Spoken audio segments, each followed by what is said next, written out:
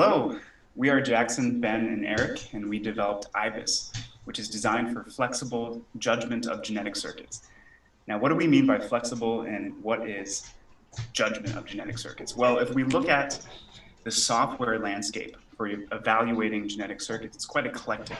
I think a simple uh, example to wrap our heads around it is this schematic from a paper that came out a couple of years ago where it's looking at different parts. And this paper said, okay, if we have a singular part back to back to back to back, that can lead to this phenomenon in biology called homologous recombination, which can lead to this unintentional genomic DNA shuffling, which as an engineer is something that we probably don't want. So they set these different conditions to look out for to try and mitigate this shuffling. So this was a typical example of how these circuits or how metrics can be used to evaluate the quality of a circuit. Another example is looking at cellular burden. Whenever you put a genetic circuit inside a cell, there's the potential that it's going to be siphoning away resources, metabolites for this heterologous functionality. So in this case, this paper devised a set of differential equations, developed a deterministic model, and it was able to assess how a certain circuit would be imposing cell burden and providing recommendations on modulating the ribosome binding strength, the strength of the ribosome binding site. Another example that's more abstract would be just looking at the signal to noise ratio. If you have a genetic circuit that's performing some type of logic, you have this baseline level of activity and then this signal activity. And the distance between the two, that signal to noise ratio, could provide a numeric metric that could then also be used to assess genetic circuit quality. There's also hysteresis, which is looking at this downstream crosstalk back propagation to an upstream node, and that somehow has this inherent quality and it impacts the genetic circuit. You have DS Green, which is looking at this holistic architecture of the network, and the overall structure of the network itself imposes certain constraints that affects circuit performance. You have Blade, which is viewing genetic circuits in this latent vector space where you can look at the similarity between two genetic circuits by performing cosine similarity. And then you have Cello, which does this dynamic range calculation between the highest low and lowest high of fluorescent signal. The whole point that I'm trying to impress upon you is that there are so many different paradigms used for evaluating whether or not a genetic circuit works or whether or not it's quality. And the issue is there's no real way to navigate all of these metrics. Say that you made a new genetic circuit and you wanted to measure it in many different ways. Well, right now, there's only one designed for the ease of assembly, or there's only one designed to see whether or not it's scalable, or one to see if it finishes or executes some associated Boolean logic. The main issue is we have all of these tools, but they're all divorced from one another, and it's hard to consolidate. So we found a solution, which is basically to do just that. We want to consolidate all these scoring applications. And a running theme throughout this entire project was extensibility, modularity, and interoperability. If we look at the spoken wheel diagram, we have metrics with pre-existing software. That's our Cello, that's our Blade, that's our DS Green. But we also have these general evaluation metrics that could be models based on cellular burden and resources, or hysteresis. These are paradigms that have been proposed to be able to assess the quality of a circuit, but they're not yet, there's no software wrapper around them. But we can see how if we designed some centralized analysis tool for evaluating a diversity of metrics used to score genetic circuits, it would be a large benefit to the community. So we focused on developing this flexible core data structure that could then represent a variety of genetic circuit attributes. And that's the key to it, because all of these different assessment metrics and paradigms, they all require different experimental inputs, or a different set of inputs to be fed into this metric to then score and evaluate this circuit. So that's how we came about to develop Ibis. Now, Ibis is a Python package that revolves around developing these SBOL compliant graph-based genetic circuits. Now, imagine a graph, this network, where each node is a genetic component, and it's a class in Python, so it has its own set of attributes. And on top of that those different classes, there are parental classes where you develop this abstract base class scoring system, which provides additional attributes about the entire circuit and enables this encapsulated scoring functionality. And with this paradigm, we were able to date implement two different metrics, one of which is cello, which is essentially the dynamic range within a circuit, and also to measure vector proximity through blade. Now, we're excited about this because, one, it is all in Python, and it's a modern tech stack that we're trying to make it more accessible to the synthetic biology community. And there's a couple of reasons how we're doing that. One of which is it's SBOL compliant. You can have an SBOL specification in Ibis. You can convert it into our network genetic circuit data structure, and likewise, it can then be converted back into an SBOL specification. And in Ibis, we also have intuitive graph and plotting features to help you navigate and assess your circuits. So now I'm going to pass it off to Jackson, who's going to talk more about the core functionality. Thanks, Eric. So basically what I'm going to cover here is the idea of these network genetic graphs. Eric did a good job of covering this, but we're going to talk about how you can use this and how you can look at this and how you can kind of grok and understand how this functions. So on our left-hand side, we have filter graph examples. So we take what would be considered a standard AND gate in SPOL, and we've converted it into this graph data structure. So you can see the linear sequence of events. You can see promoters before ribosomes. You can see them before CDSs, and then you can see like the sequence moving linearly forward. Below this, you can see the arcs. So you can see these kind of relationships between promoters and repressors. So this basically allows you to create relationships between arbitrary genetic components. So not only can promoters and repressors be related, but ribosome binding sites could hypothetically be correlated with CDSs, or the output of the genetic circuit could feed into itself. So there are very few data structures that cannot be represented by a graph. On our right-hand side, we can see the graph in its totality. Starting from the central point of the spiral, you will see PSRPR, which is the initial starting point of it, this promoter that is tied to the symbolic, the repressor over there. Thank you, Eric. And then you can see the sequence unraveling towards there until it gets to its output component. So you can see that this graph data structure allows us to represent these diverse heterogeneous components in a variety of ways, which allows us the flexibility to understand and comprehend and ultimately score any of the metrics that we've discussed earlier. Looking at our systems diagram, this is to describe the workflow for the standard CLI interface that is inherent in Ibis. So what will happen is a user will provide a standard SPOL file along with additional data functions and paths related to whatever kind of scoring metric they're doing. They will submit that to our scoring module, or into our ingress module, I should say. We will determine if they're capable, what scores they're capable of doing, and then we will provide validation on that high-level input data. So we'll ensure that the data is correct so that there is purity of the function going forward. We return this list to the user, and then we perform the scoring metrics. So we convert that SPOL into the graph data structure that was discussed previously. If we need to, we query remote data sources. So you can imagine that, like, if you have dsgreen, we could query the dsgreen servers. Perhaps you have to run a blast on something. Perhaps you're interested in some sort of biosecurity application. We have the ability to make those kind of remote queries and aggregate them into a central source. Then we take all of that information and we calculate the numeric score. And once that's done, we take that numeric score and then we provide it to the user for basically some form of data analysis. They can determine what they're looking at, why they're looking at it. We provide visualization utilities, and we also provide additional stats related to things like GC content, fragment length, things that you're concerned about when it comes to the actual assembly, the on the lab implementation of the genetic circuit.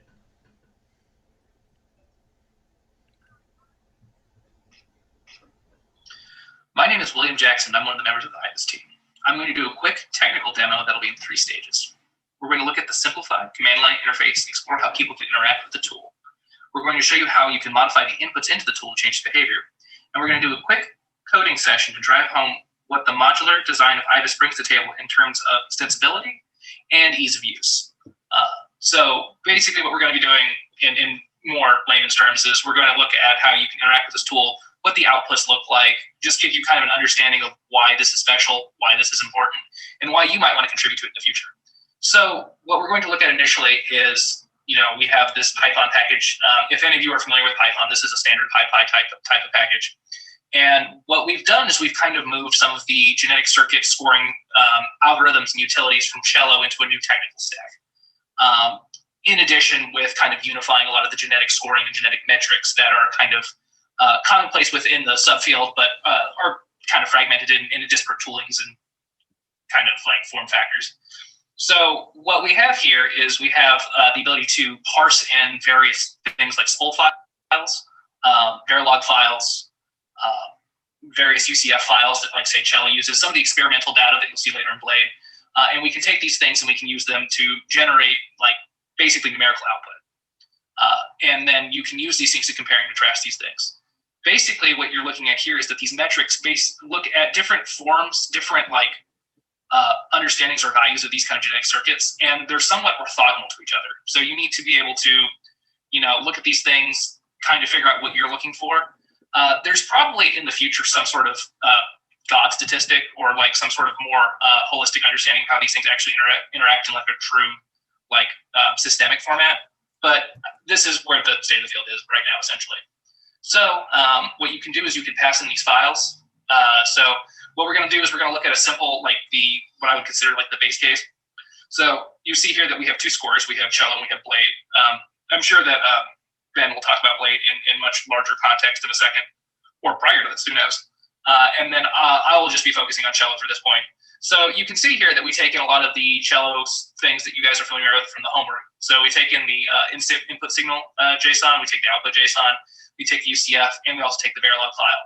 Of note here is that we take raw Verilog files and we synthesize them into a network data structure in Python. This is kind of a big deal for cyber research, mostly because a lot of people have been kind of relying on some of the old Java implementations of this, and it's a little bit outdated at this point, so it kind of needs to move forward. So what we're going to do here is I'm going to show you how you would use the tool typically. So we come down here, and this is like a standard Python command line, and you would type something like, we're using a poetry-based virtual environment, but if you were more of a person who would just install some things at like the top level, you could just do Python. But it's going to be poetry run Python main, and then you can do something like score, which determines the command, and then you have what scorer you want to use. So we have various scores. Primarily at this point, we have Cello, we have Blade, so I'm going to type in Cello. It's going to pass it in. So I'll think for a second. It's going to synthesize the Verilog. It's going to run some stuff. And you can see here, we get a truth table out, and we get a final score, which is pretty interesting. Now, I know that you're saying to yourself, congratulations, Jackson, you made a calculator, which is fair. This is basically what we did. But this is kind of cool for a number of reasons. Most of them have to do with the fact that I can do this. So, one, I have my Cello scoring thing, but I can also run Blade.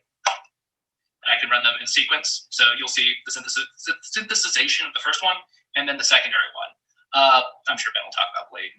This degree stuff. It's not really how I think about these things, but I understand the benefit of this. So you can see here that like now we can compare and contrast these two things, prior to which you couldn't do. The other thing that is kind of cool about this, or at least I would consider ergonomic, I think it would be fair to say, and I don't mean this in a critical sense, most bioinformatic tooling that exists out there is code quality is not really the thrust of what people are trying to accomplish. So a lot of people are always trying to make something then go away. So we're kind of fixing that with, the addition of like CI/CD, testing, that kind of thing. But, we also add like this kind of heuristic where if you wanted to generate a template file for any solver, this will actually go through and generate it automatically. You can see this right here where it'll overwrite this particular file. And within the code itself, all of these particular arguments or parameters are commented, and it will just generate this particular tool for you. So I think this is kind of useful in terms of, helping people out, making them understand how to use your thing, and we could be wrong. This could be completely useless to them. So we're going to revert this real fast because I don't want to do that. All right, cool. So you saw that we could do an AND gate, Jackson, you could have hard-coded that. This could be a trick. It's fair. So I'm going to just show you an OR gate real fast to show you that we can do multiples.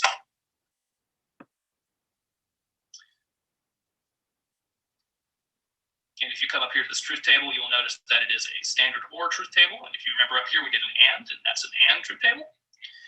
So yeah, we do Verilog synthesis. It's pretty cool. So now what we're going to go look at is we're going to make a new score, essentially. A score is what we refer to as some sort of gathering metric. It's more of a semantics thing. So really what I'm going to do here is I'm going to make a new score that we're going to use to quantify assembly metric. So what we're doing here is we're basically writing a class that does GC content, melt temperature, and fragment length for the determination of something being able to be assembled in like a Gibson or like a Moclo type of situation. So this is just a quick run through of how we would do this. We basically create these three functions that relate to the metrics that were discussed previously. I understand that this is not how you actually calculate melt temperature these days, but that is the old rule of thumb right there. And I also go through and I calculate length and fragments and whatnot. And I also create a lot of logging functionality based on that. And at the end of this, I just have to import these things and it's automatically generated, and you can see the logging output at the bottom there. Okay, thanks a lot, Jackson. In terms of our successes, we implemented the ability to parse various data formats. We designed this package to be extensible to other scores. We followed best software engineering practices for robustness and longevity of this package in the future. We made this package easy to import and use within other packages. Specific to Cello, we increased the speed. We used a lot more modern tools. And we're hoping the modularity of this design makes integrating Cello to future projects a lot quicker and a lot more painless. For Blade specifically, we noticed that all of the papers that cite Blade weren't really using it as an actual method. They were just kind of citing it as something used before. And we think this is largely due to the code being attached to it, being in this format of 20 PowerPoint slides that you kind of have to manually parse through. So to fix this, we kind of condensed Blade's metric into this simple Python function that you can use, and we're hoping this really enables people to use Blade in future papers. In terms of failure, we underestimated how different each data set and solver really was from each other, specifically when we wanted to implement signal to noise. But the data and the metric for signal to noise were just very different for both Cello and Blade. So given the time allotted, we weren't really able to reconcile the experimental data formats between these three things. Next slide, please.